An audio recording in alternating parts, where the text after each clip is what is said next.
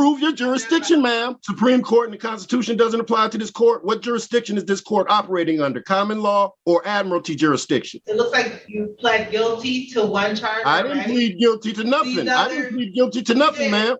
I didn't plead guilty to nothing, ma'am.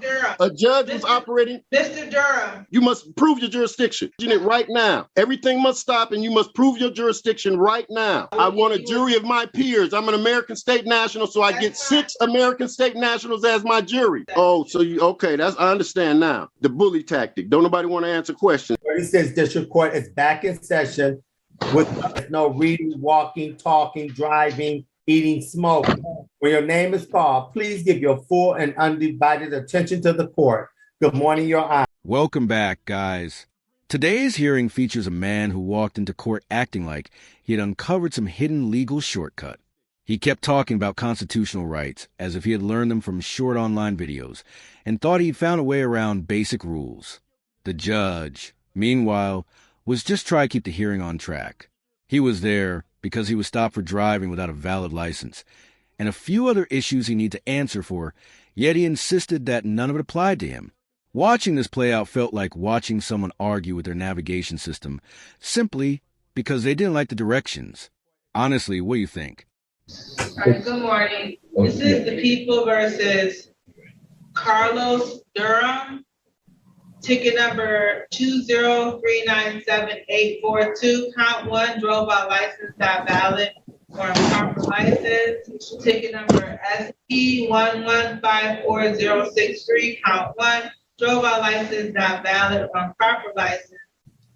And it looks like we're here for a review on ticket number U40128517. The conviction is disorderly conduct. Good morning. Please say your name to the record. I'm here, Your Honor. My name is Carlos. My name is Carlos of the Durham family, and I'm here as executor of the estate named in this matter and beneficiary. And I appoint you, the judge, as trustee to dismiss this matter. You can't appoint me as a trustee. I'm not the trustee on this matter. I'm the judge of this matter. And we're not dealing with any beneficiaries or any of that. You're dealing with the defendant. And it's my understanding that you are Carlos Durham and you're the defendant in this matter. Do I have a right to subrogation? Does the prosecutor give me the right to subrogation? Do I have a right to subrogation? I don't even know what that is. What's subrogation? I require subrogation. What is that? You don't know what subrogation is, Your Honor? I don't. Okay. Are these proceedings being recorded? They are. Is your bond and oath of office valid, current, up to date, and still in effect? I'm an active member of the bar. For the record, please present your bond and oath of office to the court. The prosecution bonded for this matter. The prosecutor is not present right now, Mr. Durham, but I don't have to do that. So I'm here. I'm here at special appearance, and I'm here for the purposes of demurrer. All rights reserved under my full God-given name, Carlos Lorenzo Durham, as indicated by this birth certificate. Mr. Right Durham, here. Mr. Durham, I am also the sole beneficiary for this legal entity. Mr. Durham, everything that you're stating does not apply to this court, sir. So the Supreme Court and the Constitution doesn't apply to this court. What jurisdiction is this court operating under? Common law or admiralty jurisdiction? Because those are the only 2 jurisdictions that's mentioned in the Constitution. Which jurisdiction is this court operating under? Either. We're operating under state law. And the so law it's operating under statutory? Is it operating under statutory jurisdiction, Judge? Because if it is, I need to know the rules and procedures for statutory so I can defend myself. Could you tell me where I can find a copy of that?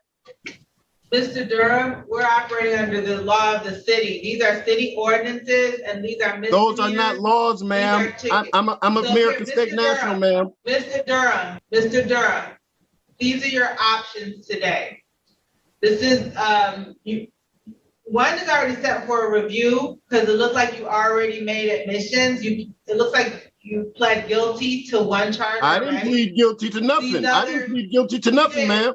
I didn't plead guilty to nothing, ma'am. Durham, A judge was operating. Mr. Durham, Do people like this need stronger consequences or just better information? Let's get into it. This man stood in court speaking as if he was hosting his own show, throwing out random legal terms that didn't fit anything being discussed. The judge tried staying patient, but you could tell she was working hard to keep things steady. It truly felt like he expected to win an argument. I didn't plead guilty to nothing, ma'am. Mr. Durham, how this can work, we both can't talk at the same time. So you need to be respectful and let me say what I need to say. I've let you say what you needed to say. So you need to let the court speak now. So you've already pled guilty, sir, in 2017. Or no, your plea date actually was October 4th, it looks like. And you were charged with offer to engage the services of another for an act of prostitution. It was amended to disorderly conduct. And so we're here for a review on that matter. We have 2 charges of drove while license not valid or improper license. The offense date is October 18, 2020. And then there's another drove while license not valid or improper license charge with the offense date of January 14, 2021. Now, today, you can either set these for, they're already set for a pretrial. So you can set this for a trial, which it could be a bench trial, where the court, meaning the judge, myself, would decide if you're guilty or not of these offenses, or you can set it for a jury trial. Those are your options, sir. So my option today is not to challenge jurisdiction, because when jurisdiction is challenged, everything must stop and jurisdiction must be presented. You must prove your jurisdiction. It right now. Everything must stop and you must prove your jurisdiction right now. You're incorrect, sir. I don't have Ma'am, I'm incorrect. Your oath of office says you're supposed to uphold the Constitution and all laws pursuant. The Constitution says I have rights, and you're not giving me, you're violating my rights by not telling me what jurisdiction we're operating under. Prove your jurisdiction, ma'am. I'm not violating your rights, Mr. Durham. Prove your jurisdiction, ma'am. I don't have to prove my jurisdiction. So yes, you do, because jurisdiction, when it has to be proven, must be proven. If you're exerting authority over me, you must prove your authority. Prove your jurisdiction, ma'am. Mr. Durham, what we'll do is we'll set this for a jury trial. And so I want a jury of my peers. I'm an American state national, so I get 6 American state nationals as my jury. I need the prosecution to send me my right to subrogation in writing. I need your oath of office and your bonding information so I can make sure you are who you say you are and who you claim to be and what your duties and responsibilities are. All public officials must be bonded. I need all of y'all for full disclosure. Am I getting full disclosure right now, ma'am? I need full disclosure before I can make any decision. Argument with technology that wasn't even listening. Then he announced, I reserve my right to subrogation, as if he discovered something groundbreaking. He said it with full confidence, even though it had nothing to do with the situation. He mixed different areas of law together in a way that made the whole explanation more confusing than helpful. At this point, nothing he said surprised me anymore. It genuinely seemed like he believed the Constitution itself would appear to defend him. I told you all that. So no, you did not tell me all that. I need the name and the address of your bonding company and your policy number to make sure your oath of office is current. I need all of that. That doesn't apply here, Mr. Durham. Really now? The law doesn't apply to you. You're above the law is what you're saying. So I'm going to set this for a jury trial, sir. What I'll do is, do you want to retain your own attorney or are you going to represent yourself? Ma'am, I'm only here for the one purpose of subrogation. Nobody has given me nothing what I asked for, but you keep trying to force yourself on me. I'm not forcing anything. You're here for something that doesn't apply to this court, Mr. Durham. If you're here for so why don't you dismiss the case? Because I was not driving, I was traveling, ma'am. As a defendant. You're not here as a No, I'm not here as a defendant, ma'am. Beneficiary. I'm here as a beneficiary, ma'am. You cannot come here and tell me how it's going to work. That is not how it goes. So I need full disclosure. Am I getting full disclosure? Absolutely. Yes or no? Yes. What jurisdiction is this court operating under? Common law or admiralty jurisdiction? Which jurisdiction is this court operating under? Statutory jurisdiction? The jurisdiction of the city of Detroit. Is that statutory? Is that statutory? Because the city of Detroit don't get to overrule the Supreme Court or the Constitution. And it says if it tries to do that, everything you do is null and void. The Constitution overrules the law of the land, and that's what I'm under. In order to be heard by the Supreme Court, Mr. Durham, you have to first go through the district court. And no, ma'am, that's not true. That's not true, ma'am. Agree with it, then you can appeal it. But as of now, I asked to see the lawyer's bond. I asked to see the attorney's bond. I asked to see the contract you have, so I can. Do you want to retain your own counsel, Mr. Durham? He's muted. We'll just, it just looks like that you're supposed to pay the fine of $50. So we'll just have you pay that on the next day, by the next time you come back, which will be January 17th.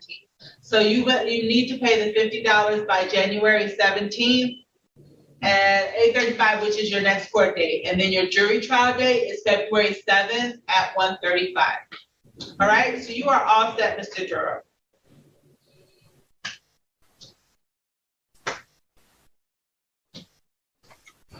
Mr. Durham is saying something, but he's still muted.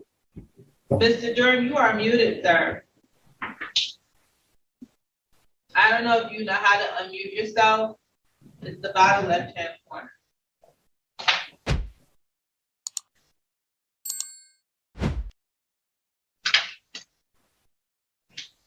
I object to these proceedings. Your objection is noted, Mr. Durham. So you got your jury trial date, and then you have your pre-trial date, the final pre-trial. Okay, when is the prosecution going to send me all the evidence, including the witness, the damaged property, and the injured parties? You could tell the judge wanted to remind him that basic laws apply to everyone, and that ignoring them doesn't make them disappear. He acted as if being asked to follow standard rules was some kind of personal attack.